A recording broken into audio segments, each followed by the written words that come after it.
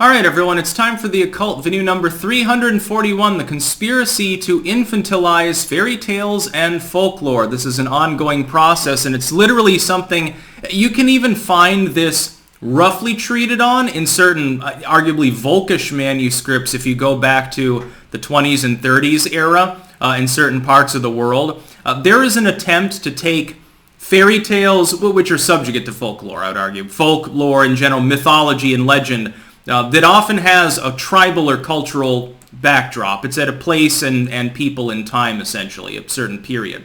And to infantilize it. Now, part of this is for money. Like look at what Disney does. Half of the Disney movies you've ever watched are based on Teutonic folklore. It's based on, like, the stuff from Grimm. And the rest is based on other mythologies. What do you think Hercules is? Well, it's very, very loosely based on the basic premise of Hercules, but it infantilizes it. It takes the original meaning of this sort of metaphoric character and it twists it around and Disneyfies it, which means that, of course, you have to have a hero, a damsel in distress, and a resolution. These days, mostly you have heroes in distress and then strong, empowered damsels in a further attempt to infantilize things. Disney thinks that people have a 2-year-old mentality. But it's effectively, I think it goes beyond that. There is effectively a globalist style conspiracy as well, overlapped with the basic corporate framework. They just want to make money off of these things. That is, that if you can infantilize the concept of Volkish material, the vulgarities, the literal term that has been, again, warped out of usefulness in some modern parlance, among the common people. If you can take their ideas and put them on the big screen and ridicule them, or you can denigrate them and change their meaning or turn them into something that's just for kids, so that it's a pretty princess Disney tea party toy or something like that. It's a roller coaster ride. You've taken something that initially had a very strong cultural, maybe tribal, or even, post-cultural metaphor. Something, again, it could be very, very ancient, and you've transmogrified it. You can also do this with the suffering of people. Look at the witch trials, the burning times, the concept of witches and persecution, the ugly old hag. Isn't this exploited over and over by the entertainment industry in 1,000 different ways?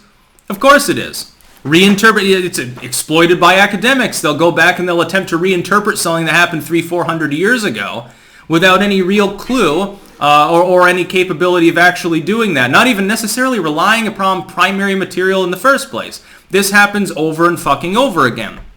So I'd say, well, we're going to take the image of the old hag that was built by Judeo-Christian persecutors back in the burning times. Has no bearing on reality whatsoever. The idea that witches are covered in warts and they live in the swamp surrounded by toads and shit, that was effectively, not even a fairy tale, but just a superstition at the time. It had no bearing in reality. It wasn't even shared by all Christian cultures. The Catholics didn't necessarily think of it that way. The Protestants mainly were the ones that developed that basic concept. We're going to take that exact same trope and we're going to use it in Disney movies. Then we're going to turn it around. We're going to say, no, actually it's these other people are the ugly. We're going to use the same trope but just invert it. Sort of like, the concept of devil worship when you think about it. Oh, I just chose the other guy in the Bible. Now it's the witch hunter that's ugly and deformed, and the witch is a beautiful maiden. But you're still using the same basic dichotomous trope. You've just Disneyfied it. You've decided, well, we're going to turn it around. We're going to let the witches have the beautiful person this time. You have the very, very sexy and chic black magic user, and she's tall and thin and well proportioned and shit. And she's the fairest one of them all now. But you're still using that same trope of appearance as having to do with witchcraft that was developed by people that aren't even involved with the occult. That goes beyond the scope of this video, though, technically speaking.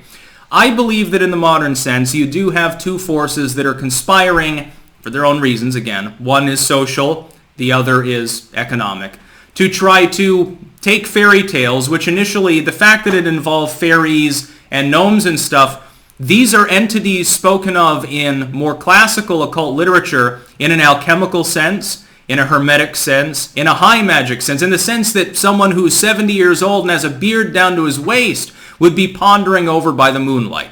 Now it's something that we say, aha, that's bullshit. All these elementals and shit that our ancestors believed in, we've infantilized them. We've made them a joke.